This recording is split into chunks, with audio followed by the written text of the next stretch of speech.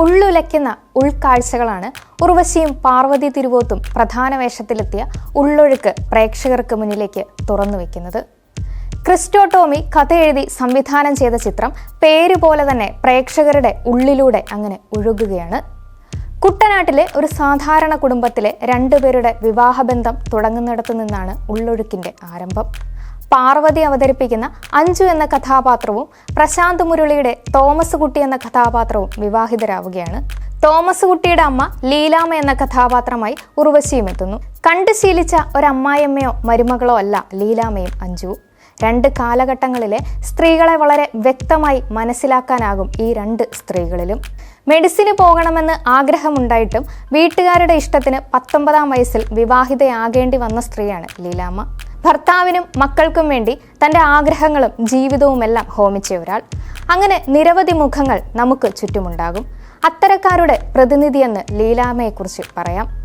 എന്നാൽ അഞ്ജു നേരെ മറിച്ചാണ്.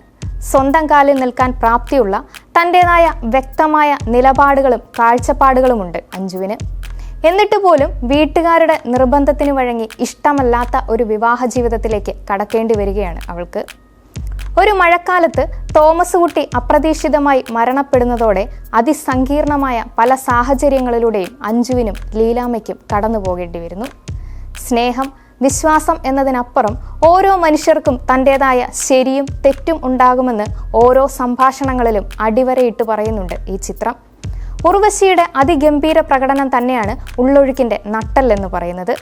ലീലാമ്മ എന്ന കഥാപാത്രം തീർച്ചയായും ഉർവശിയുടെ കരിയറിലെ മികച്ച കഥാപാത്രങ്ങളിൽ ഒന്നായി മാറുമെന്ന കാര്യത്തിൽ യാതൊരു സംശയവും വേണ്ട. പാർവതി, പ്രശാന്ത് മുരളി, അർജുൻ രാധാകൃഷ്ണൻ, അലൻസിയർ, ജയാക്കുറുപ്പ് തുടങ്ങിയവരുടെ പ്രകടനവും പ്രേക്ഷകരിലേക്ക് ആഴ്ന്നിറങ്ങി. സിനിമയുടെ മേക്കിംഗ് തന്നെയാണ് മറ്റൊരു പ്രധാന ഹൈലൈറ്റ്. അഭിനയത്തിനും സംഭാഷണത്തിനും മാത്രമല്ല, സിനിമയിലെ പലയിടങ്ങളിലെയും നിശബ്ദതയ്ക്ക് വരെ ഏറെ പ്രാധാന്യമുണ്ട്. കുട്ടനാട്ടിലെ മഴയും വെള്ളപ്പൊക്കവും ഒരു നാടിനെ തന്നെ എങ്ങനെയാണ് ബാധിക്കുന്നതെന്ന് ഒരു ചെറിയ സംഭവത്തിലൂടെ തന്നെ പ്രേക്ഷകർക്ക് മുന്നിലെത്തിക്കാൻ ക്രിസ്റ്റോ ടോമിക്കായി. സിനിമ ആദ്യം മുതൽ അവസാനം വരെ ഒരിടത്തും പ്രേക്ഷകന് മടുപ്പ് തോന്നാതിരിക്കാൻ തിരക്കഥയൊരുക്കുന്നതിലും സംവിധായകൻ നന്നായി ശ്രദ്ധിച്ചിട്ടുണ്ട്. ചിത്രത്തിൽ എടുത്തു പറയേണ്ട മറ്റൊന്ന് സുഷിൻ ശ്യാമിന്റെ സംഗീതമാണ്. ഒരു കഥാപാത്രം പോലെ തന്നെ ഫീൽ ചെയ്യും സുഷിൻ ശ്യാമിന്റെ പശ്ചാത്തല സംഗീതം. അത്രയേറെ സിനിമയോട് ചേർന്ന് നിന്നു അത്. മറ്റൊന്ന് ഛായാഗ്രഹണമാണ്. സിനിമയിലെ ഓരോ ഫ്രെയിമും പ്രേക്ഷകന്റെ ഉള്ളിലേക്ക് പതിപ്പിക്കാൻ ഛായാഗ്രഹകൻ ഷെഹനാദ് ജലാലിനായി. കുട്ടനാടിന്റെ പല ഭാവങ്ങളും അതിമനോഹരമായി തന്നെയാണ് ഷെഹനാദ് ഒപ്പിയെടുത്തിരിക്കുന്നത്. പ്രത്യേകിച്ച് പാർവതിയുടെയും ഉർവശിയുടെയും ഒക്കെ ക്ലോസപ്പ് ഷോട്ടുകൾ മായാതെ മനസ്സിൽ തന്നെ നിൽക്കും.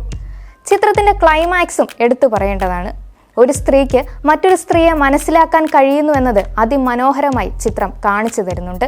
റോണി സ്ക്രൂവാല, ഹണി ട്രഹാൻ, അഭിഷേക് ചൗബെ എന്നിവർ ചേർന്ന് RSVPയുടെയും മഗ്ഗഫിൻ പിക്ചേഴ്സിന്റെയും ബാനറുകളിലാണ് ചിത്രം നിർമ്മിച്ചിരിക്കുന്നത്. മുൻപ് പറഞ്ഞതുപോലെ ശരിയും തെറ്റും എല്ലാവരിലും ഉണ്ടാകും. ചിലപ്പോൾ നമ്മൾ എടുക്കുന്ന തീരുമാനം ശരിയായിക്കൊള്ളണമെന്നുമില്ല. അത് തിരിച്ചറിയുന്നിടത്തു നിന്നാണ് നമ്മുടെ പുതിയ ജീവിതം ആരംഭിക്കുന്നത്. തെറ്റുകളെ ന്യായീകരിക്കുന്നതിലല്ല, മറിച്ച് അതിനെ അംഗീകരിക്കുന്നതാണ് ശരിയെന്ന് കാണിച്ചു തരുന്നുണ്ട് അഞ്ജു. സ്നേഹം, മനുഷ്യത്വം, ക്ഷമ, വിശ്വാസം തുടങ്ങി പലതും ഉള്ളൊഴുക്കിൽ കടന്നു വരുന്നുണ്ട്. സിനിമ കണ്ടിറങ്ങുമ്പോഴും ലീലാമ്മയും അഞ്ജുവും പ്രേക്ഷക മനസ്സിൽ നിറഞ്ഞു നിൽക്കും.